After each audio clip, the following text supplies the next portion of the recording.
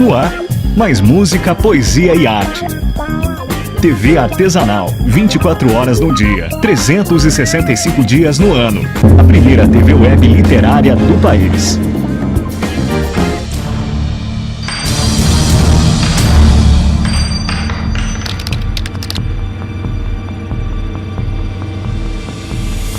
Meu corpo é templo, onde só tu podes fazer as preces. Não que eu esteja guardando para um príncipe encantado. Eu sempre preferi os dragões. Eu tive casos de mulheres que estão divorciadas, estão separadas há 20 anos, mas quando você começa a entrevistá-la, a esmiuçar essa história, a trazer à memória essas histórias, é como se ela tivesse divorciado ontem. Infelizmente, ele está cercado de uma fragilidade teórica que muitas pessoas não compreendem e também de uma impossibilidade de que realmente a educação ela possa tratar dessas questões. Quando a gente fala no amor e no respeito, Paulo Freire vem e diz: a educação e a formação docente, ela tem como substrato o ser humano.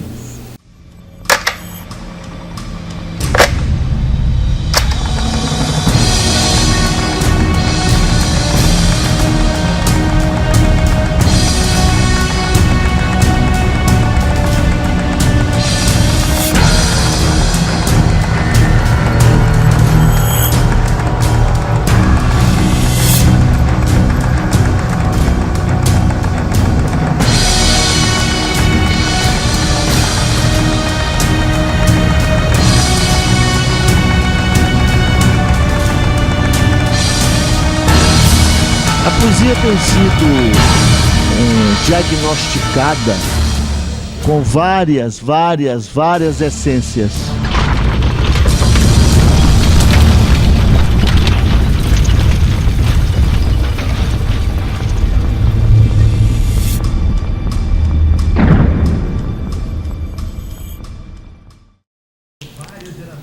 A essência da poesia é literalmente o que a gente sente para botar para o papel.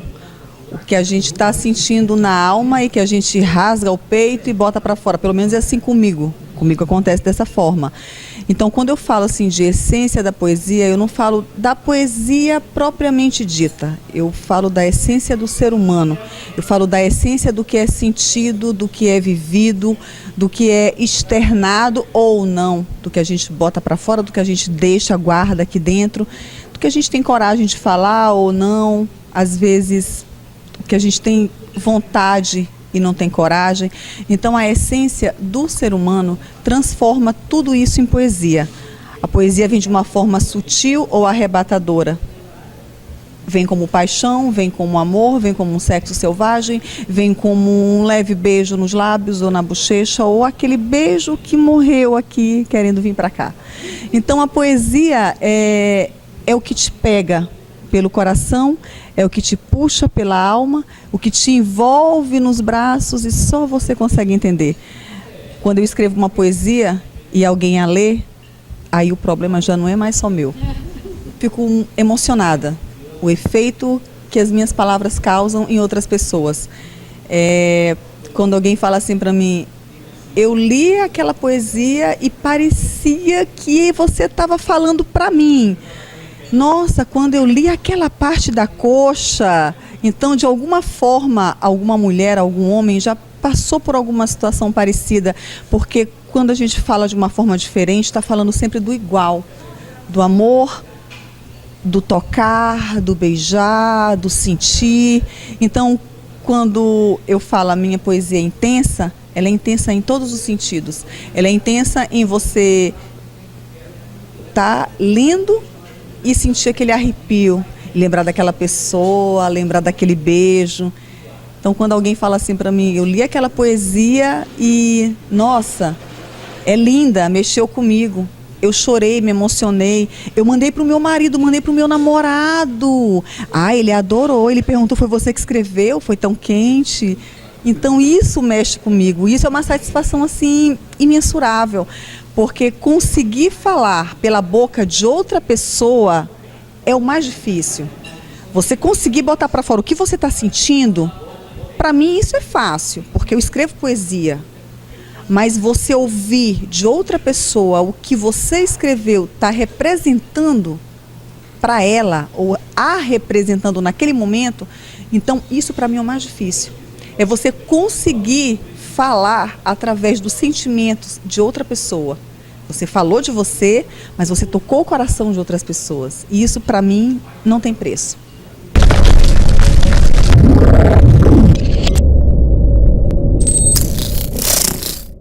A mulher vem sofrendo calada muita coisa para manter um relacionamento, para manter o casamento, porque eu construí bens, eu tenho filhos e tem aquela dependência emocional, e existem também perdas. Eu, como mulher, eu tive uma perda, o meu pai faleceu, para mim foi uma perda, mas cada uma de nós tem uma forma de lidar com isso. Eu me divorciei, encarei de uma forma tranquila, mas muitas mulheres não encaram dessa forma. Eu acredito que eu tenho umas 3 poesias tratando um pouco disso. Não só da violência física, mas também da violência psicológica, daquela violência que a mulher fica com a autoestima lá embaixo, que de uma certa forma, ou melhor, de todas as formas, a mulher esquece o principal, o mais importante, que é o amor próprio. Então, quando eu falo assim, eu amo você, até nessa frase, o eu está em primeiro lugar. Então, se eu não conseguir me amar primeiro, eu jamais vou conseguir amar ninguém. Se eu não conseguir ser feliz sozinha, jamais vou conseguir ser feliz com outra pessoa ou fazê-la feliz. E baseado nisso, nessa violência emocional, nessa violência psicológica, nessa violência, infelizmente, física, e com tantos feminicídios que estamos tendo no Brasil, eu acredito que eu consigo exprimir em poesia, transformando a dor em um pouco de alívio, em um pouco de amor, porque o mundo está carente de amor, as mulheres estão carentes de amor. A gente passa em vitrines, a gente vê vestidos maravilhosos, sapatos maravilhosos, o corpo da mulher sendo explorado em cada esquina, a mídia explorando aquelas curvas, aquela coisa maravilhosa. A violência contra a mulher, ela vai de várias formas. Eu procuro traduzir, passar um pouco mais suave, mas eu acho que para isso a gente tem aqui hoje a Adriana Bezerra, que escreveu um livro fabuloso. Eu estou louca para começar a ler o livro dela, que é uma questão, aliás, é uma questão não é só atual, é uma questão remanescente de séculos, Então, acho que a Adriana agora vai falar para a gente, né, Mário? Vai explicar para a gente o livro dela. Agora eu faço questão de apresentar. Por Trás do Véu, o drama da violência conjugal. E eu tenho certeza que todas as mulheres precisam ler esse livro. Casadas, solteiras, divorciadas, uma adolescente precisa ler esse livro para ter ideia do que não fazer.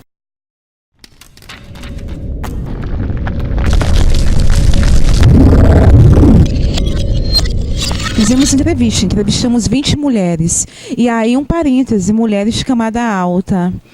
A gente desmistifica, a partir da pesquisa, a ideia que a violência contra a mulher é apenas na camada baixa, na mulher dependente, na mulher com grau de escolaridade menor, a mulher que é dependente desse companheiro. Não, a pesquisa, o trabalho, o livro, ele veio desmistificar tudo isso.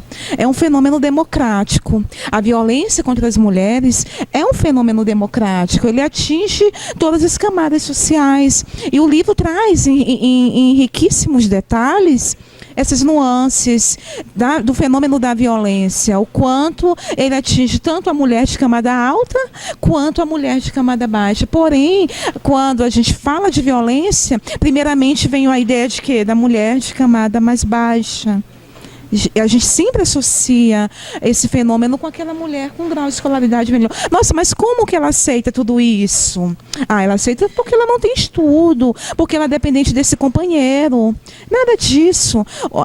A visibilidade do fenômeno da violência nos revela que está em todas as classes sociais. Todas as classes. A mulher com grau de escolaridade elevado, a mulher pós-doutora, ou às vezes com doutorado, com mestrado.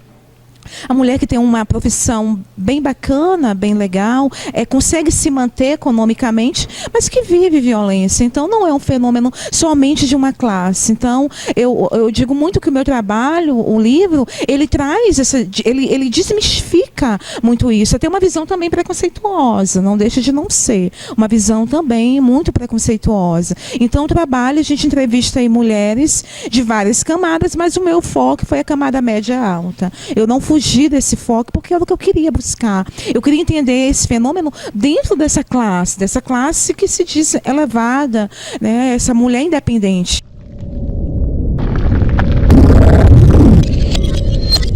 E aí, quando você me pergunta sobre os traumas, um trauma ele não é superado em um dia, em um mês.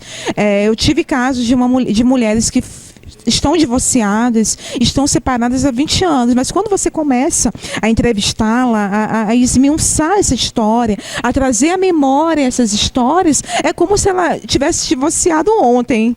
Eu fiz a entrevista hoje, então a riqueza de detalhe, a memória, resgatar essa memória de mulheres vítimas de violência é como se ela acabou de se separar, porque é traumas que não são superados ao longo do tempo, sempre fica, é uma ferida que está ali não cicatrizada e que você mexeu naquela ferida. Então, quando você mexe, você percebe que aquelas histórias estão muito vivas nessas mulheres. E os traumas são os mais diversos possíveis, as consequências. Que consequências psicológicas traz essa mulher que sofre violência? E aí a gente tem depressão, a gente tem síndrome do pânico, esquizofrenia, e aí são vários traumas psicológicos que vão desencadeando outros, né, problemas psicossomáticos. Então a gente tem relatos aqui, eu tenho tanto causas como consequência. Que consequências essa violência traz? Então uma delas é a depressão. Eu acho que do meu universo de 20 mulheres, eu acredito que 8 mulheres viveram depressão pós esse divórcio, né? Pós a separação, pós esses traumas que foram vivenciados por ela. Então, assim, os traumas psicológicos, a violência psicológica, apesar de não deixar marcas visíveis, como a violência física deixa marcas visíveis. A psicológica não, a psicológica fica ali, no inconsciente, no consciente da mulher, e ela relembra como se ela vivesse isso em um tempo muito perto, muito próximo dela. Então, a violência psicológica, ela permanece, ela fica nessa mulher.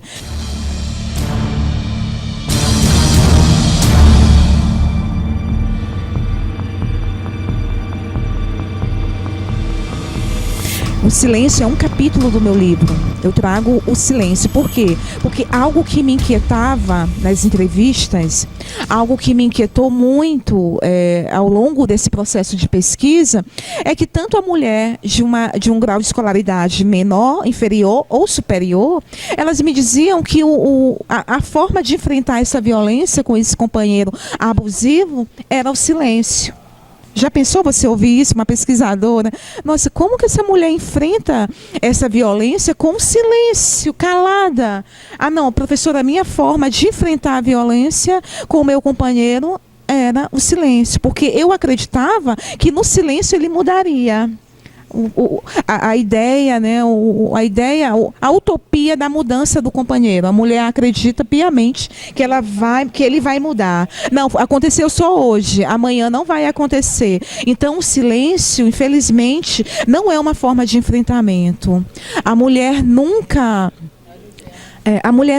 vai enfrentar a violência no silêncio. Não, jamais. A gente não pode entender e nem compreender que o silêncio é uma forma, é uma estratégia de enfrentamento. Não. Você está com silêncio, com silenciamento, você está, como é que eu gosto muito de usar esse termo, você está fortalecendo a violência. O agressor, porque como que você vai verbalizar, como que você vai tornar isso visível, esse fenômeno visível, se você está em silêncio? E quando a gente busca os dados, as estatísticas, em delegacia, em Ministério Público, nos fóruns, como que você, a estatística da mulher que silenciou não está lá. A estatística, né? Os dados estatísticos da mulher que pediu uma medida protetiva de urgência, um exemplo. Então, esses dados não estão lá. Por quê? Porque você silenciou. Você não foi denunciar esse companheiro. Então, se tem silêncio, não há estatística. Então, a estatística é daquela mulher que vai lá na delegacia denunciar esse companheiro. Então, o silêncio nunca foi e nunca será uma forma de enfrentamento, jamais. O silêncio não me dá visibilidade. O silêncio faz com que a gente fique inerte. Eu vou esperar esse companheiro mudar, e esse companheiro nunca vai mudar. Então, independente aí do grau de escolaridade, o silêncio é uma ferramenta, uma estratégia de enfrentamento tanto da mulher de camada baixa quanto da mulher de camada alta. Infelizmente, eu ouvi isso de todas as mulheres que eu entrevistei. No livro, eu faço essa observação. O meu universo de mulher inteiro acreditou que o silêncio era uma estratégia de enfrentamento. O que você sentiu em cada uma? Não nessa parte da violência, não nessa parte do agressor, mas nelas como mulher. As colocações da Lília é muito interessante, bem provocativas também. O meu universo de mulheres, Lília, eu tenho a mulher mais jovem, com 28 anos, na época da entrevista, e tenho a mulher com uma faixa etária bem mais elevada, 58 anos. Então, esse é o meu perfil de mulher. A gente transitou aí entre mulheres de 28 anos a 58 anos. Esse é o meu universo. Quanto ao olhar, o que eu percebia no olhar? É um mix de sentimento. Esse olhar. Quando você faz uma entrevista que dura 5 horas, que dura 2 dias, porque são muitos relatos, e você quer pegar os mínimos detalhes, você tem essa veia de pesquisadora nata, então eu fui lá nos mínimos detalhes. Quando eu via que não estava suficiente, eu marcava outra entrevista. Então, algo que eu percebi muito nelas, uma autoestima muito baixa. Após o fim do relacionamento. Essa mulher, ela vem com uma autoestima muito destruída, uma autoimagem muito destruída. Poxa, eu acabei um relacionamento violento, o que eu vou fazer? E algo que é bem visível, a preocupação com a idade. A mulher, quando ela separa, ela se preocupa muito, quando ela tem uma idade um tanto elevada, ela se preocupa muito com a idade. Poxa, eu já tenho tantos anos, eu acho que eu não vou mais encontrar alguém, eu acho que eu não vou retomar a minha vida. E a gente traz um capítulo de recomeço. Então, o olhar dessas mulheres me trazia muito, me retomava muito essa perspectiva da autoimagem, da autoestima baixa. O medo da solidão é um problemão quando a mulher separa. Ela tem medo da solidão, e principalmente quando ela tem um grau de escolaridade, uma faixa etária bem mais elevada. Agora, algo que eu percebi, o medo da solidão, por incrível que pareça, é algo que não está na mulher de camada baixa. Está na mulher de camada alta. A mulher com um grau de escolaridade maior e com uma renda econômica também elevada, ela tem medo de ficar sozinha. Então, eu trago aqui um capítulo, o medo da solidão. Quando elas falam de solidão. E nesse capítulo, todas as mulheres são de camadas altas, porque foi algo que eu percebi. A solidão é algo que eu percebi na minha entrevista, na minha pesquisa, que é muito recorrente na mulher de camada alta. Ela tem medo de ficar sozinha, e é uma queixa dela. Poxa, eu vou ficar só, porque ela não quer um homem dentro de casa também. Ela não quer mais dividir a mesma cama, como elas colocam aqui. Não quero mais dividir a cama com outro homem. Eu quero alguém para eu me divertir, mas que cada um vai para o seu canto, para cada um, vai para sua casa. Então, o medo da solidão, a autoimagem muito destruída, a autoestima também muito baixa, é algo que a gente percebe nesse universo de mulheres. Eu consegui perceber isso. Então, o olhar, esse olhar meio, não de desespero, mas um olhar, o que eu vou fazer? Então elas já pensam assim, poxa, eu posso repetir o mesmo filme. Então algo que acontece, o medo de encontrar um companheiro abusivo, um companheiro que vai viver o mesmo filme que ela viveu anteriormente.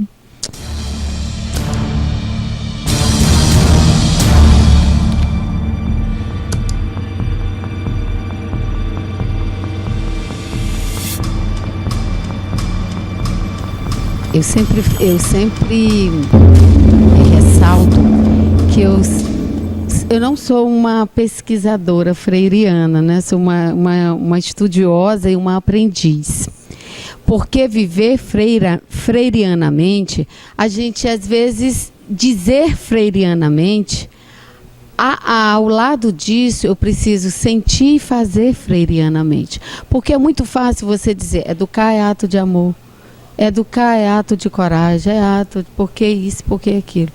E estudar o pensamento de Paulo Freire, eu partilhava com as meninas, principalmente num contexto de tantos retrocessos que nós estamos vendo pelo retrovisor, de que o pensamento de Paulo Freire, infelizmente, ele está cercado de uma fragilidade teórica que muitas pessoas não compreendem, e também de uma impossibilidade de que realmente a educação ela possa tratar dessas questões. Quando a gente fala no amor e no respeito, Paulo Freire vem e diz, a educação e a formação docente, ela tem como substrato o ser humano. Educar, ele dizia, é processo ontológico de humanização. É tornar o ser mais humano. E é nessa perspectiva que, quando a gente fala do amor, quando a gente fala da poesia, Paulo Freire vem dizer que o diálogo é a atividade pedagógica por excelência. Eu diria que não só pedagógica, mas a gente vê aqui nas relações. E para que eu dialogue, eu preciso de uma coisa chamada escuta atenta. Porque às vezes a gente fala, dialogar. A gente está dialogando, tu paras para me escutar e depois eu falo, quando na realidade tu estás pensando em outra coisa que não está dando atenção. Para que eu estou dizendo? Eu não tenho essa importância. Então, o lastro teórico do meu livro, do meu trabalho, da minha pesquisa, eu deixo isso muito claro. São os princípios de Paulo Freire, né? Numa perspectiva de uma formação permanente também em Freire, né? E aí, a gente fala também, como a gente está aqui fazendo o gancho, numa questão muito séria, que é a questão de mulheres analfabetas. Porque o trato da questão da educação de jovens e adultos. E hoje, nesse país, nós temos 15 milhões de pessoas que não fazem uso da leitura e da escrita. E a maioria delas são mulheres. Porque elas não vão para a escola porque o marido acha que elas vão namorar, que elas vão procurar homens. E que elas não podem estudar porque elas vão criar uma consciência, e Paulo Freire dizia muito isso, né? A gente precisa sair da consciência ingênua para uma consciência mais crítica, porque a partir do momento que a mulher torna-se, vamos dizer, empoderada, que ela começa a refletir, que ela começa a questionar, isso dá muita confusão. Né? Então a gente tem esse viés também, esse viés da mulher analfabeta, né? Que quando ela procura possibilidades de ser mais, porque Paulo Freire também diz, nós temos uma vocação ontológica de ser mais, não é ser melhor do que o outro. Esse ser mais é nessa perspectiva que nós colocamos aqui, né? De emancipação, ser mais em todos os sentidos. Então, é interessante que a gente, urgentemente, a gente procure ver, olhar, estudar o pensamento e as concepções freirianas na sua essência. Porque a gente costuma pegar mesmo os fragmentos, né, de Paulo Freire e a gente não entende o que é o diálogo em Freire, o que é a problematização em Freire, né, que realmente ele tem um viés bastante significativo. Então, eu estou muito feliz, né, poder também partilhar esse momento com vocês de troca, né, de saberes, porque a pedagogia freiriana, ela tem isso, o respeito, a humanização, o diálogo e a transformação. E na pesquisa com os professores, a gente também é notório o desencanto, o desalento de ser professor, de ser educador. Nós estamos perdendo essa essência, né? E quando a gente vai entrevistar um professor, ele diz assim, sim, apesar de todas as dificuldades, o que você tem feito para transformar não é o mundo, é para transformar a sua sala de aula. Ele diz, nada. Nada? Será que nada? Que eu não faço nada? Né? E Paulo Freire dizia isso, relacionando ao amor e ao respeito. Educar é impregnar de sentido cada ato cotidiano. Tudo o que eu faço, né, com a sua singularidade, com o pensar, e é nessa perspectiva de humanização. É para ele o substrato humano, ele é essencial na pedagogia de Paulo Freire.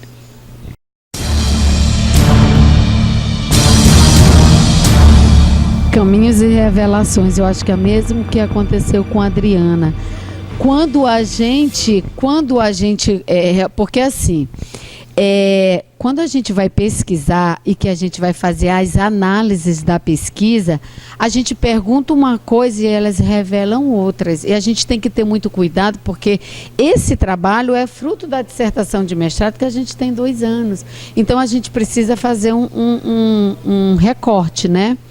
E aí, exatamente o que ele vai colocando. Na pesquisa, foi interessante o que o Mário está colocando, porque eu e a minha orientadora, Ana Maria Saul, que coordena a cátedra Paulo Freire na PUC São Paulo, lá que eu fiz o mestrado, e então, quando a gente vai analisar a pesquisa, no meu caso, eu tive que, como uma tecelã, ir puxando os fios. E aí eu vou me perguntando, o que diz o coordenador pedagógico? O que diz o professor? O que diz o documento? O que diz Freire e o que diz a pesquisadora? Então, era muito mais do que uma triangulação, porque já tu sabes bem disso. Então, eu fiquei imersa nesses resultados muito tempo. E o interessante da pesquisa é que nós utilizamos um diferencial, a trama conceitual freiriana, onde a gente coloca o tema central, que é a formação permanente, e fomos trabalhando os princípios freirianos na formação. Então, formação permanente que exige diálogo, que pressupõe conteúdos significativos, que possibilita transformação da realidade e que requer problematização. Então, foram essas 4 categorias freirianas que, a priori, a gente acha, poxa, só isso, mas isso dá, né, dias e dias e dias de estudo. Então, é exatamente isso. O que os professores revelam? Porque a gente, na essência do nosso trabalho, a gente queria descobrir assim, como é que o coordenador pedagógico percebe a formação? Né? Então, olha só, como é que ele percebe a formação que é oferecida para ele? Porque uma coisa é o coordenador que recebe a formação da CEMED e esse coordenador ministra essa formação para o professor. Então, como é que essas categorias perpassam a formação docente? Né? Então, aí a gente vai ver uma fragilidade teórica do que é o diálogo em Freire, o que é o conteúdo em Freire. E Paulo Freire sempre dizia, eu não sou contra conteúdo, nunca fui, mas é preciso perguntar, conteúdo para quê? Para quem? A favor de quem? Contra quem? Ninguém está dizendo que não é para dar os conteúdos, e ele sempre foi muito mal interpretado em tudo o que dizia. Paulo Freire dizia assim: eu preciso conhecer a minha realidade. Aí diziam, não, mas Paulo Freire disse que é para morrer no local. Ele disse, gente, eu disse que para eu sair daqui, para eu chegar ali, eu preciso sair daqui, mas eu nunca disse que era para eu morrer ali. Né? Então, a cátedra Paulo Freire, ela me permitiu isso, o dizer, o sentir e o fazer freirianamente, né? Nessa perspectiva.